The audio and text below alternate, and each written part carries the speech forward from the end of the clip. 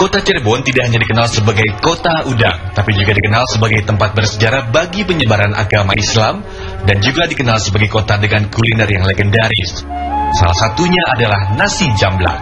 Jika Anda mampir ke kota udang ini, hampir di setiap jalan banyak yang menjajakan nasi jamblang. Dari mulai pedagang nasi jamblang kaki lima maupun tempat-tempat khusus. Salah satunya kedai nasi jamblang yang cukup ternama adalah Nasi Jamblang Tulen di Jalan Raya Jamblang. Pemilik nasi jamblang Tulen ini juga masih memiliki keturunan peracik resep pertama nasi jamblang. Seperti penjual nasi jamblang lainnya, seluruh aneka lauk pauk disediakan di meja sederhana yang lebar. Berbagai macam aneka lauk pauk seperti sayur tahu, dendeng daging, tempe, dan sambal goreng, dan juga menu lainnya dikenal sebagai menu yang digemari kalangan menengah ke bawah. Dan yang menjadi ciri khas nasi jamblang adalah nasi jamblang ini selalu menggunakan daun jati atau jamblang sebagai bungkus atau alas nasinya. Daun jati dipercaya dapat mencegah nasi menjadi cepat basi karena daun jati memiliki pori-pori yang memungkinkan uap panas nasi keluar.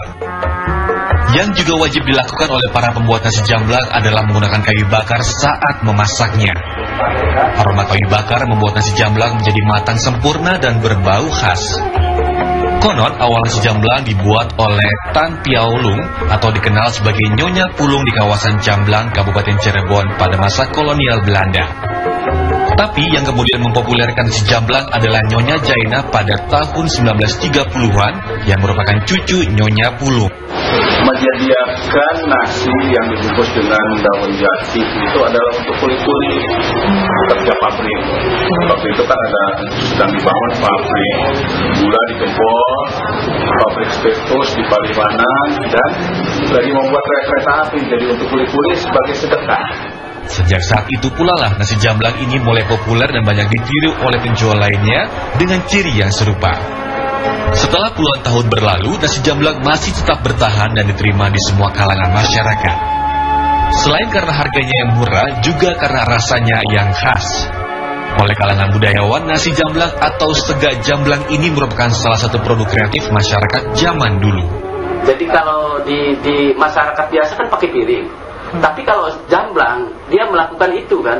Jadi supaya dagang itu dalam waktu yang cukup lama, karena itu sampai malam gitu. Maka kemudian dicari apa yang membuat nasi itu tidak cepat basi. Salah satunya ya daun jati itu. Ini kan juga produk kreatif menurut saya. Hal lain yang tidak tergantikan saat menyantap nasi jamblang adalah para pembeli dan penjual atau pedagang lain bisa memilih menu sambil berbincang-bincang. Suasana seperti itu tidak didapat saat membeli makanan lain. Dan kita itu tidak usah menunggu dilayani, kita bisa langsung ambil sendiri. Artinya ya pembeli dibebaskan untuk ambil sendiri supaya lebih puas. Nasi jamblang ini dijual dalam porsi kecil, tapi pembeli bisa menyantap lebih dari satu porsi nasi tergantung selera. Nah, inilah sambal goreng yang merupakan salah satu ciri khas dari nasi jamblang. Selain sambal goreng masih banyak lagi ciri khas menu yang lain di nasi jamblang ini. Yang namanya ada dendeng, telur, sayur tahu, dan masih banyak yang lain. Dalam perkembangannya, nasi jamblang ini banyak ditemukan di hampir seluruh sudut kota Cirebon, bahkan hingga luar Cirebon. Suasana kedainya yang khas dengan aneka lauk pauknya serta nasinya yang dibungkus daun jati membuat nasi jamblang cukup melegenda. Nah, bagi Anda pecinta kuliner khususnya makanan khas daerah, tampaknya wajib mencicipi nasi jamblang khas Cirebon ini. Jerry Komara, kontributor Cirebon, Jawa Barat.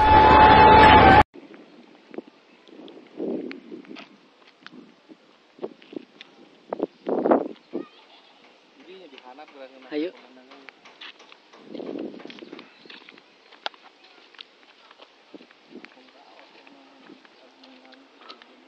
bebek.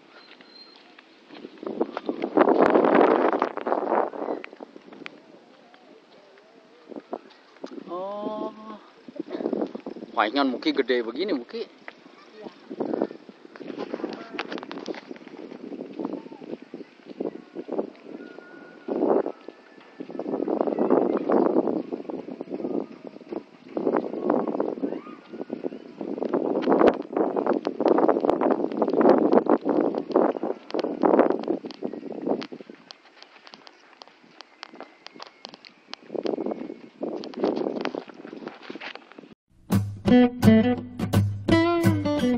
Iya.